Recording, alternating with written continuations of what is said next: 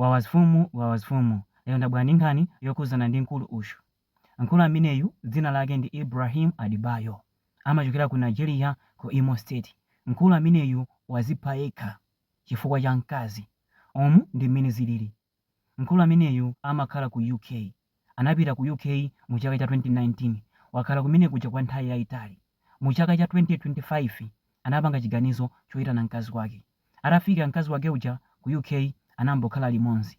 Yeyu anamuza bwana wake kuti uyuyu ndi sister wanga, sadamuziza kuti uyuyu ndi mkazi wanga Kenako anamba kuntuma mkazi wake uja kampange sejusi bwana wanga, chifukwa anthu aja amakhalira mu complex imodzi. Kenakono amampanga sejusi bwana uja mpaka na bwana uja anagwa naye muchikondi. Cholinga chawo a Ibrahim kunali kumbera bwana uja. Kenako amantumiza mkazi wawo kwa bwana uja. Bwana wawo uja akafunsa kodi uyu ndani wako, amanena za kuti uyu ndi sister wanga. Akhala apanga zimenezi kwa nthawi yayitali. Mkazi uja adi ndiyetu amatenga namba zija kwa bwana uja kumampasa Ibrahim Adebayo. Kenako bwana uja anamuza mkazi uja imene nali dzana kuti udziwa chani, ndikufuna ndikukwatire.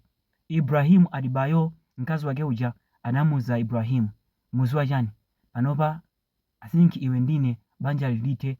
Ibrahim atafunsa chifukwa chani, mkazi uja adanena kuti panopa bwana uja wandifunsira afuna ndimkwatire, ndeneyo ndavomera, ndeso ndofunanso kupitiriza kupanga chibwenzi kapena kuti kukwatirana ndiwe. Nyamata uja analodapa, iwe tageti yathu inali yoti munthu uja timbere, apo kamba izi zikukhala bwanji? Mkazi uja anangomuwuza zakuti iwe ndine banja latha, palibe mamuna amene angantumize mkazi wake kuti azikapanga zimenezi. Zachiziwikire sumandikonda, umangofuna kundigwisa ntchito.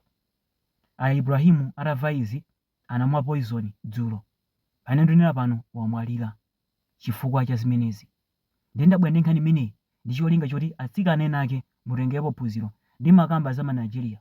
Manigeria ndoyipa, angathe kupanga china chilichonse pofuna iwo kupeza ndalama. Kaya kukupha angathe kukupha, kaya kugwisa ntchito angathe kugwisa ntchito. Chimodzimodzi apa Ibrahimu amagwisa ntchito mkazi wake, koma ubwino wake mkazi wakeyo amaziwanso zimene amapanga. Zotsatira zake wangogwisa ntchito connection imene jayo kutuluka mu mavuto a Adebayo. Akuluakulu khala nosamala, osakhulupirira akazi aku Nigeria, osakhulupirira amuna aku Nigeria, ndoyipa kwambiri.